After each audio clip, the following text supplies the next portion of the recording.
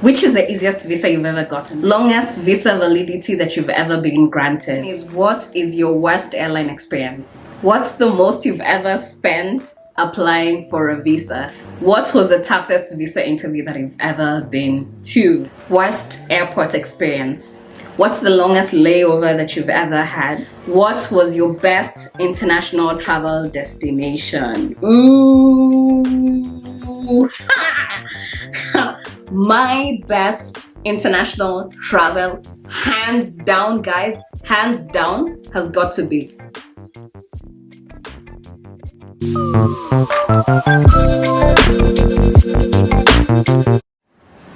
Hello there and welcome to the Visa Nerd. My name is Anne. I'm the creator of this platform, so I guess you can call me Anne the Visa Nerd. Through this channel, I share content about travel, visa, and immigration. So if you're curious and you find that interesting, be sure to subscribe and turn on the notification bell so that you don't miss out on any information that I have coming your way.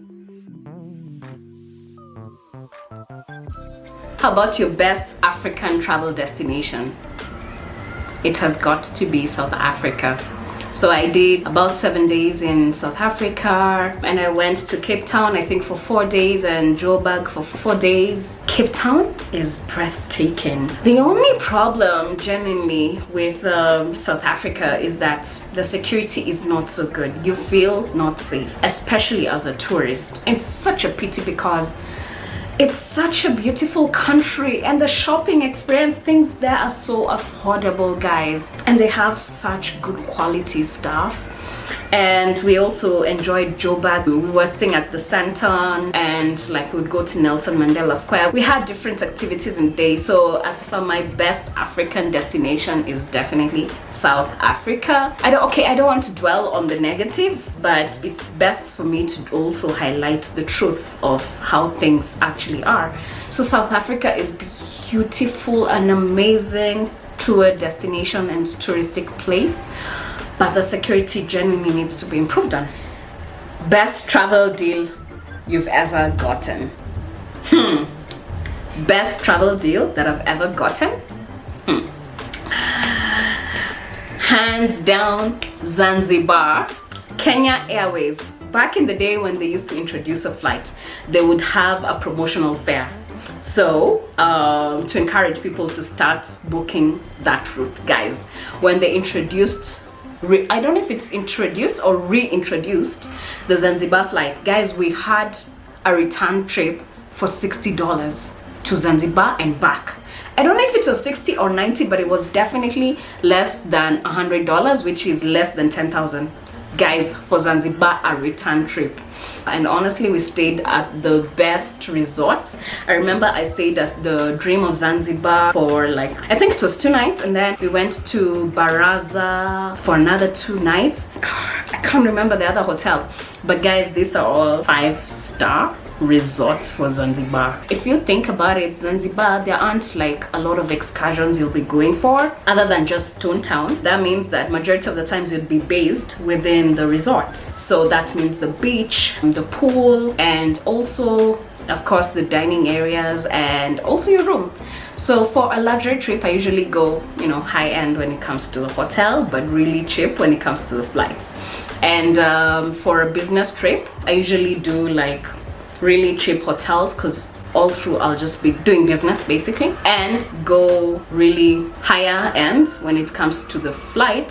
Zanzibar was a steal. Gone are the days when KQ used to do introductory price to that extent, that low, but if they were to do it, I would definitely be still taking advantage of it. What is my best local trip? I genuinely can't say because I've had, a lot of local trips. I've basically covered the Mara, Samburu, coast, Nanyuki area, Naivasha area, Savo, Amboseli. Basically, majority of the places that tourists go to, I mostly have been to. Which was my best? Nothing really stands out. I can tell you the resorts because I love Enashipai and I love Baobab for sure. Especially if you're on a budget and you still want really good quality of services. I definitely love Baobab. I can't say there's any trip per se that really stands out. All of them have been amazing. Oh, not all of them, which is actually my next question. My worst local trip, for sure, has been to the coast via road. Guys, I am not about that life. Ever since I discovered flights to Mombasa, that is it. Unless there's a necessity, but so this is what happened. So what happened was we, in the company that I was in, I've been in travel, as I've already mentioned, so we decided to do weekly departures or monthly departures, and so every month we would like go to a certain place. So this time we said that we're doing Baobab. We got like our own vehicle, and we had the driver, and he drove us, and en route, and I mean, like, I think it was past Mtitwande, there was a truck that just got spoiled in the middle of the road, and for some reason it blocked actually both roads, going to Nairobi and going to Mombasa, like both lanes, and there was nowhere anybody could pass. Oh, there was just a massive traffic. Guys, we did an overnight and still woke up in Mutitwande, barely even moved 2 kilometers. Over 12 hours stuck in one spot. So it was just a mess. It was just a mess. We ended up getting to Mombasa that day around 4-5 p.m. A full day wasted. I mean, we ought to have been there by 5 a.m. but we ended up being there 5 p.m. So that was a full day wasted, and since then, honestly, if I can avoid long road trips, I always do, because I don't know if it's usually worth the hassle, the fatigue that you feel. I think I would rather just, do a flight if I'm going to do it. How I counter the cost aspect is by really planning ahead and booking early. Have you ever traveled first or business class? Well, not first class. I'm not there. I have traveled business class more than a few times. I have mostly traveled on Emirates, Qatar, and KLM. Out of the three, of course, the Middle Eastern carriers are always superior, but the KLM was, fairly good. I mean, that was actually my very first trip. My very first international trip, guys, I went business class. I said, I'm leaving Kenya. I better leave Kenya in style, okay? I better make my first international travel worth it. And so it was a company trip, and I'd been booked economy. And guys, being so extra, guess what I did? I topped up and traveled business. Yes, and that was my first international trip and first business class trip for that. But after that, the few times that I've traveled business, I have done on Qatar and Emirates. Yeah, I mean, they're not too many times. I'm still a budget princess, but sometimes mustukia. YOLO, you only live once.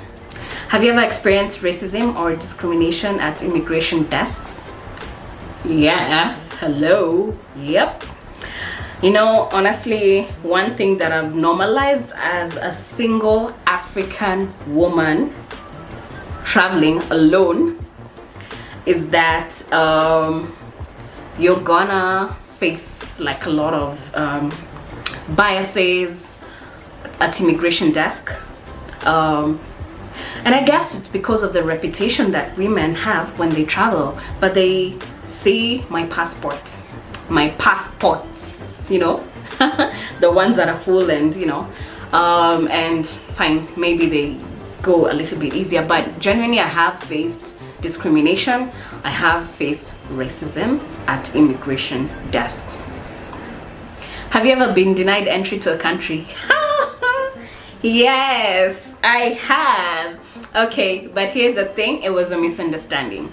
So early on in my initial phases of travel, of international travel, I took a flight and I was transiting via France, so Paris, and I didn't have a Schengen visa, but I could, based on where I was going, I could transit.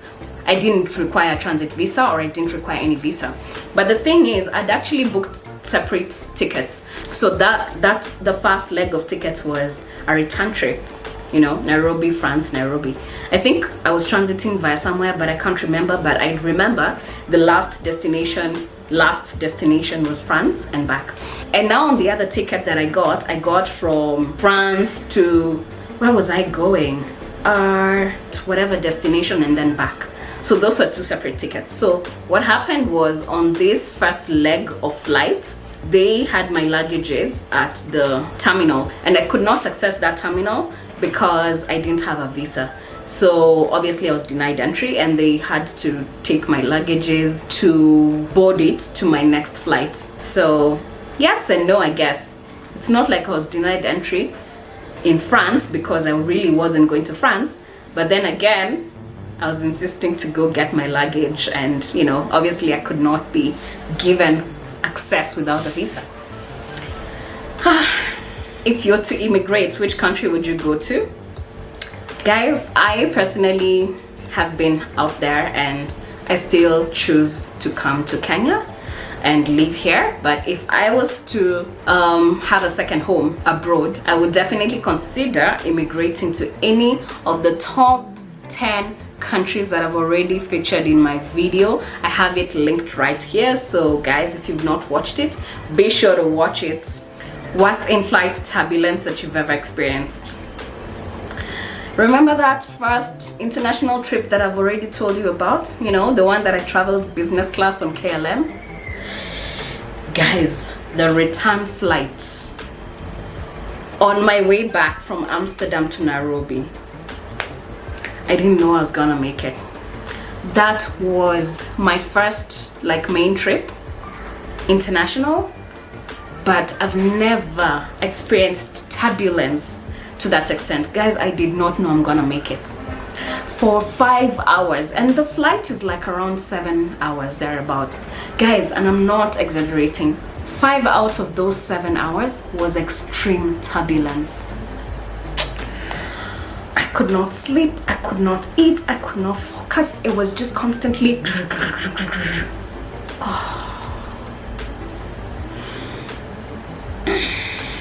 I had so many hours to think about everything. And guys, much as somebody is on denial, I really genuinely did not see me or any of us coming out of it. It was bad. It was terrible. The entire 5 hours, they always had the alarm of, you know, like put on your safety belt, like don't. Yeah. It was terrible, guys. I didn't think that. I landed in JKA and I could not believe it. Do you know, genuinely, I'd stayed in that flight. Like, you can't sleep, you can't do anything. So I stayed there for those more than 5 hours, because it was just 2 hours that wasn't that bad.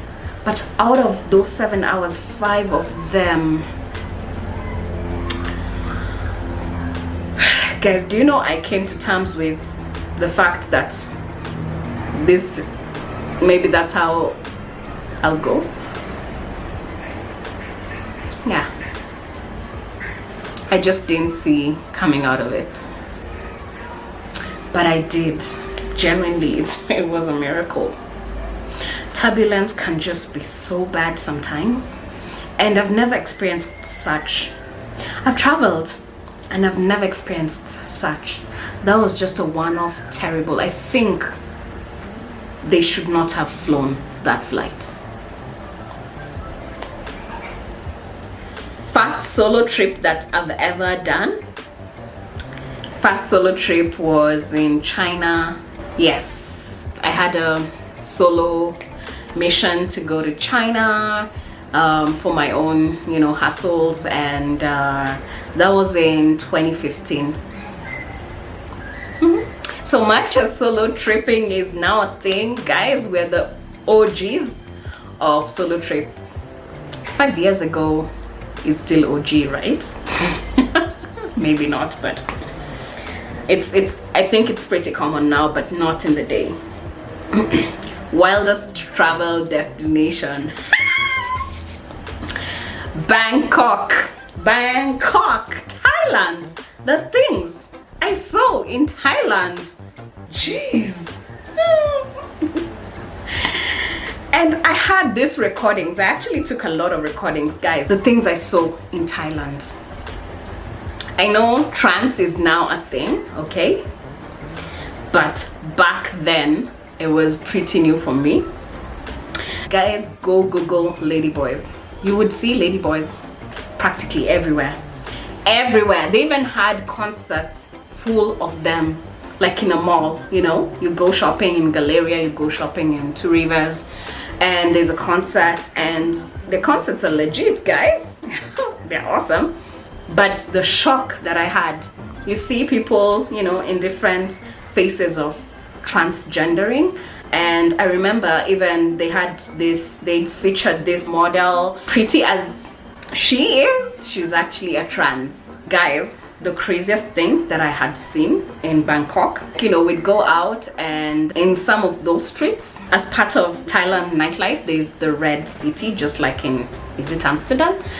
And, you know, you would have ladies on display, and let's just say the sway their dresses, and you realize they're actually not ladies.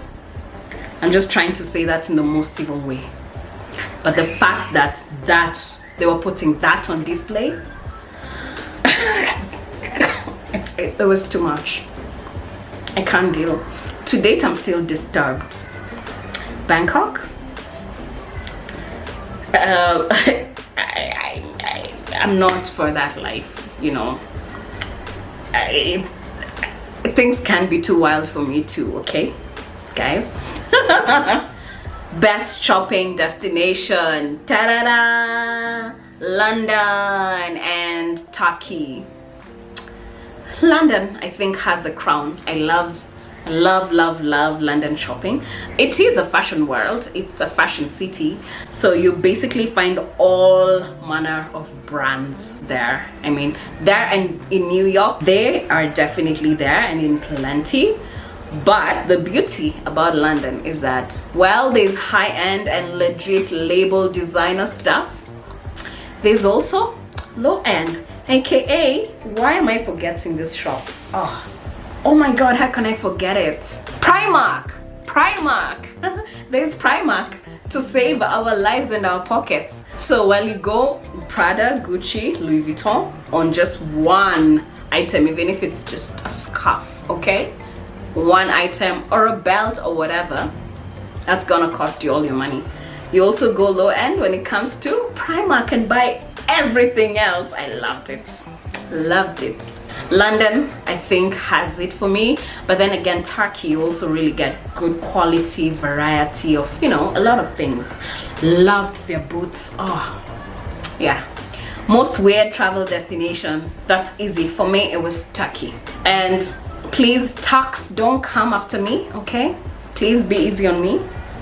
But I just have to address this. What the heck is wrong? The attention that they give women, it's just too much. It's just too much, guys. If there's a country that you go and you won't even have peace on the streets, and I don't mean in any way that you've attracted attention in terms of dressing, mannerisms, behavior, nothing. You're actually fully well dressed, okay? Not in any revealing stuff, but you just get so much attention, unwanted, by the way, from too many people, and you're like, I mean, I just don't understand it. It's too much. It's a little bit, I found that weird, okay? What is my next travel destination? You know, if there's a time that I've stayed the longest without traveling, it has to be this time. The fact that last year in 2020 was the only year since 2014 that I've actually stayed in Kenya non-stop is, you know, puzzling, but such is life. Rona has it that way. But my next destination, I think I would definitely want to go somewhere in South America. Actually, that's a number 2. Where I think I would really want to go as a matter of priority is northern parts of Europe. I love those countries. And yeah, after that, I think definitely South America. Somewhere, Brazil, Argentina, who knows, you know. If I was not in the travel industry, what industry would I be in? What career would I pursue? I think I would pursue either healthcare, IT, definitely. I mean, it's the present and the future. And if not any of those, I think I would definitely consider real estate. I think I can do well in any of those industries. Healthcare, because I feel like it's globally in demand, and it's also part of CSR. You do your work, but you do the greater good to, you know, people who are in genuine need. And IT, because it's the present and the future. And real estate, because I mean, I want to be wealthy and I want to know how to invest. That's one, that's personal. But more than anything, I feel like I could be great in real estate sales. What do you guys think? What advice would you give somebody that wants to travel on a budget?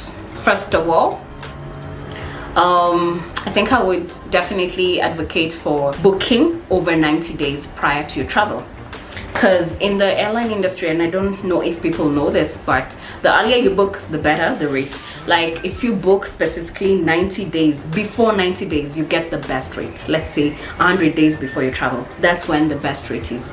The second time is towards the 60-day mark prior to your travel. And then 40 days prior to your travel. Like let's say from the 41st day, from the 39th day, then the rates, you don't get that good rates. But if you book earlier than 40 days, then that's when you get the third level of cheap. The best level of cheap is before 90 days. So if you want to go on a budget and you want, you know, a good experience, a good airline, but still on a good rate, book in advance. What advice would I give somebody that is about to attend a US visa interview? And it's good that you've said US, because US is one of the most problematic visas. And once you get that, you can honestly almost get any other visa. The 4 main weighty visas are the US visa, Canadian visa, UK visa, Schengen visa. If you get those, guys, you're good.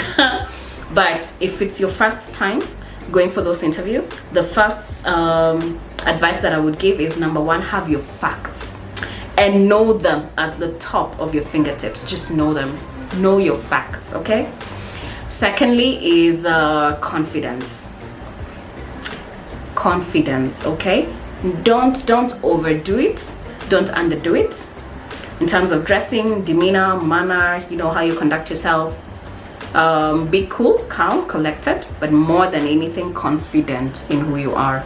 Not overconfident and not underconfident. Just be confident. State facts as they are. But guys, I know it may not be so easy for everybody, or you may just either miss it or overdo it or underdo it. My genuine advice is, before you go for these visa interviews, guys, get in touch with me at the Visa Nerd on my Instagram. Just DM me, book a session. I do hourly consultation. I'll prep you prior to going for your interview, and I'll show you exactly how to conduct yourself, what to say, what they look at, you know. I do hourly consultations at a very affordable rate, and honestly, most of the people that go for that visa and end up rejected, that's when they come for the consultation. But no, guys, stop it. Please be coming even prior to, because once you get a denial from especially US and, you know, the 4 that I've mentioned, it's usually a little bit hard to, you know, get. You can always get again, but then you need to know why you didn't get it in the first place. So I think always booking a consult is actually a smart choice, period. What advice would you give somebody that wants to immigrate through work? Okay, so I guess the first thing that I would give somebody that knows they don't want to work in Kenya, they want to work abroad, is number 1, choose a career that is globally in demand, period. Okay, you won't even have issues. You can work anywhere in the world as long as your career is on demand. So I guess, guys, it's up to you to look at the careers, or if you want, you can consult, just ask which careers, but that's one of the advices that I would definitely give. Last question, have you ever been denied a visa? Would I be me if I did not have both good and bad experiences, guys? Would I? And the answer is yes. I have ever been denied a Canadian visa. Guys, of all visas, I've ever been denied a Canadian one. And just for the record, within like a year of going back, I was able to get the visa for Canada. But the thing is, I was denied at first. And that's honestly purely my fault, because I took bank statements and guess how much I had in my account? 40,000 Kenya shillings, 400 US dollars. Oh, embassy, here are my papers, here are my statements. I am self-funding myself to go for a week to Canada. You know, I'm gonna do this, that, shopping with 40,000 in my account. Guys, they don't factor the fact that, you know, there's cash flow and you're soon gonna, you know, be able to get money within a week or so. That's not their problem. The fact is, you're presenting documents saying that you're self-funding for this international trip to Canada, and you're gonna do X amount of activities, and your statements do not show. So anyway, I made sure the next time that I'm going to the Canadian embassy, okay, not embassy, like the agent, VFS, I made sure that my account was good. I'm just saying. But they did ask upon like the next time, and I said that, oh yeah, I've ever been denied the Canadian visa. You guys denied me last year, and that's because I didn't have money in my account, but here are my statements. You know, I'm now well able to afford my travel. And they gave me, I mean, they also saw my travel history and they were like, she's no risk. So I was granted. So guys, if you've ever been denied a visa, as long as you know exactly why, then it's so easy to get it again. You just need to prove. It's all about proper documentation, complete documentation, and meeting all their requirements. So when they say bank statements, guys, I know there's a debate, people saying that nowadays they don't check. Do you want to take that risk? Or do you want to learn from my experience? Just have money in the account, okay? Amongst the other requirements that they want. But yes, that is it, guys. I hope you've gotten to know me a little bit better and my travel experiences, visa. But for now, guys, please drop a comment and let me know how your experiences have been. What have been your best travel experiences? What have been your worst ones? Are you the kind that saves on travel or splurges on travel? What mostly surprised you about any of the things that I've mentioned in this video? And guys, have you ever been denied a visa? What have your experiences been? Let me know, comment down below. Guys, give this video a thumbs up, and always don't forget to subscribe. Thank you. Bye.